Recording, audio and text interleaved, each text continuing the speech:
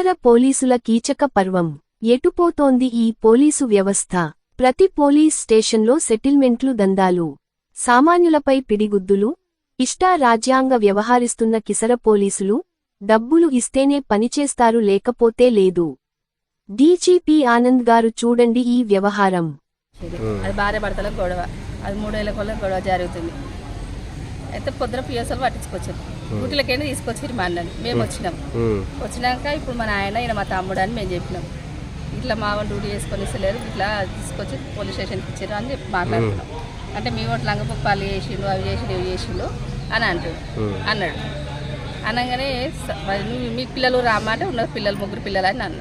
మీ పిల్లలు చేసి ఇట్లా నువ్వు చేసి ఇట్లా నవ్వుకుంటావా అమ్మ అన్నాడు. నేను చేసి నేను చదువుకొచ్చుకుంటా సార్ అన్న. ఏం చదువుకొచ్చుకుంటావా అని మా తమ్మి చేయిస్తున్నాడు. చేయిందుకు ఇస్తున్నావు సార్ అన్న వరకు అలా చెప్పి మీకని కొట్టి నన్ను నన్నే కొట్టి పోలీస్ అయినా అట్లా కొట్టాడు. కానిస్టేబుల్ ఎస్ఐ కొట్టినాను. నా మీద చేసుకున్నా తప్పు కదా. నా మీద చేసుకున్నాక ఏ సార్ అన్న ఇట్లా పట్టుకున్నా, ఆయన చేయి పట్టుకున్నా నేను.